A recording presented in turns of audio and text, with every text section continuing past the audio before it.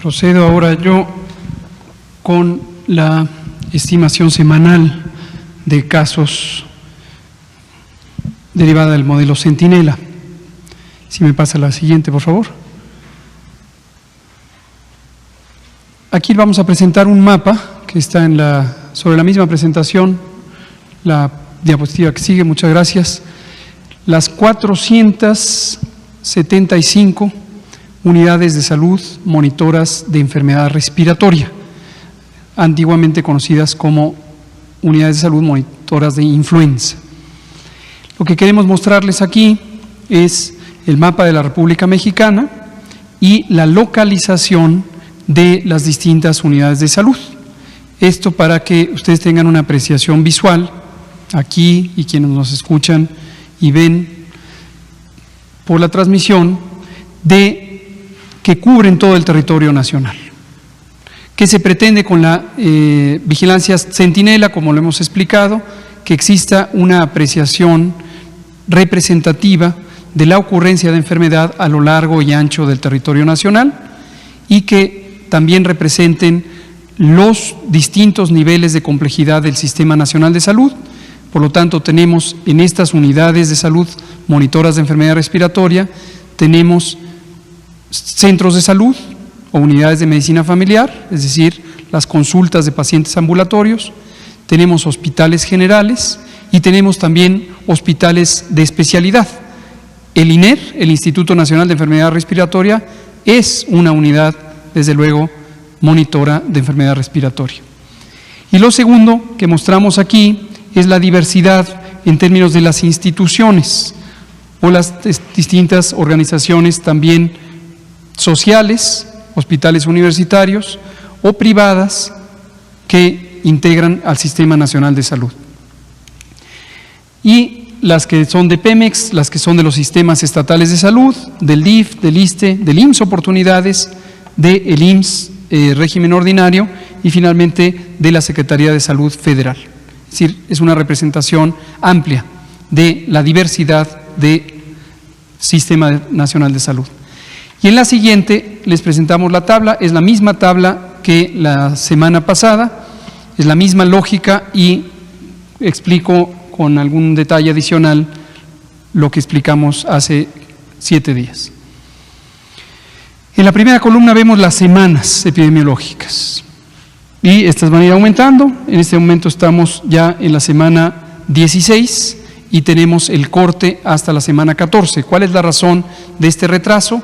Que el ciclo de notificación de enfermedad respiratoria y en general las más de 150 enfermedades sujetas a vigilancia epidemiológica tiene cortes semanales y tiene procesamientos semanales. Eso lleva a que cada 2 semanas tenemos el bloque de información de estas más de 150 enfermedades en más de 26,000 unidades de salud de todo el país, de todo el sistema nacional.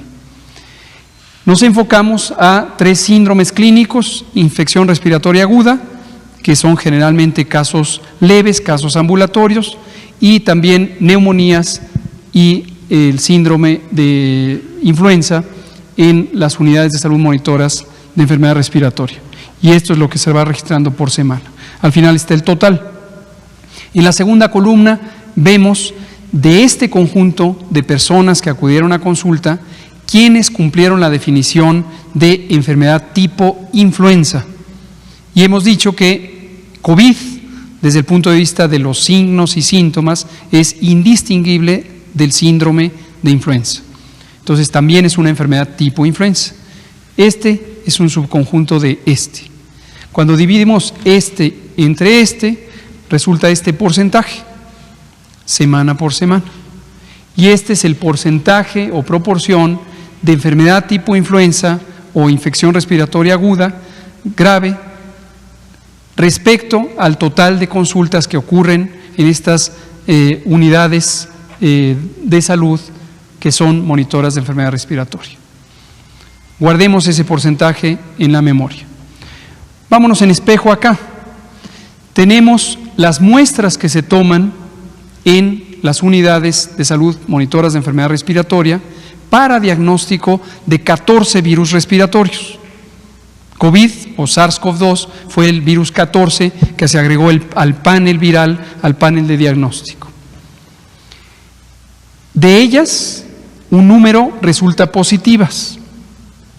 Noten que en estas semanas no teníamos todavía la introducción de caso alguno de SARS-CoV-2 o de COVID en México y estaba en 0, pero se tomaban las muestras. ¿Cuántas? Estas muestras, pero ninguna resultó positiva a COVID. Por eso estábamos tan claros que no teníamos el virus en México hasta el primer caso el 28 de febrero. Entre esto nos da un porcentaje, que es este. Es la proporción o porcentaje de muestras que se tomaron a pacientes con enfermedad tipo influenza en las unidades monitoras y que resultaron positivas. Tomemos en la mente estos dos porcentajes. Finalmente, tenemos en las 26,000 unidades de salud, más de 26,000 unidades de salud, que notifican semanalmente al sistema de vigilancia epidemiológica, tenemos notificaciones de infección respiratoria aguda, neumonía o el síndrome clínico de influenza, en las 26,000. Pero ahí no tomamos muestras más que en 475, que son las unidades monitoras. Entonces queremos hacer una expansión de todos aquellos casos que de habérseles tomado muestra habrían resultado positivas, primero con el síndrome clínico, enfermedad tipo influenza o infección respiratoria aguda grave, y segundo, positivas a el laboratorio. Y estos dos son los números resultantes y finalmente nos dan el número de estimados de COVID en las 26,000 unidades, es decir, lo que no se ve porque no están en las unidades de monitoras de enfermedad respiratoria, ¿no? Hemos dicho también que los casos graves y desde luego también los hospitalizados en terapia intensiva y las personas que desafortunadamente pierden la vida se registran al 100%. Entonces, ¿en dónde interesa la estimación? En los síndromes clínicos no graves, los casos ambulatorios. Quien esté interesado en las matemáticas de esto estará haciendo cálculos y querrá ver si efectivamente estas multiplicaciones que he relatado coinciden con estos números. Pero le falta una parte que está descrita en el manual de vigilancia epidemiológica de la influenza y que no está aquí porque es más complejo. Es la estratificación por grupos de edad cada 5 años y por entidad federativa. Entonces, este es el agrupado nacional, pero no está considerando el factor edad y el factor entidad federativa. Técnicamente en epidemiología eso se llama estandarización por edad y en este caso estandarización por la diversidad geográfica. Eso es lo que no se ve aquí, está descrito en el manual, entonces no se angustie si usted está haciendo estos números y no los identifica. Finalmente tenemos la resultante, que son para esta semana en forma acumulada desde el día 1 del año, 55,951 personas que estimamos han tenido COVID en México y que corresponde al proceso de la vigilancia centinela. Por último, en la última diapositiva, lo que vemos es un elemento importante. Por hoy es exactamente la misma gráfica que acaba de presentar el doctor Alomía con la letalidad de casos, los casos observados, los casos confirmados en forma directa.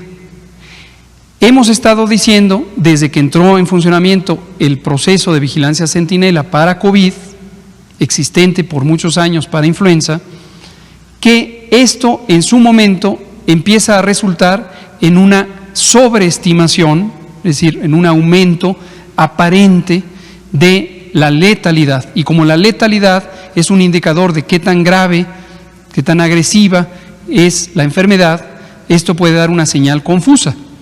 En este momento, en el mundo, tenemos una letalidad apenas arriba del 6.5% y México tiene, si lo vemos solo por los casos confirmados, 7.72%.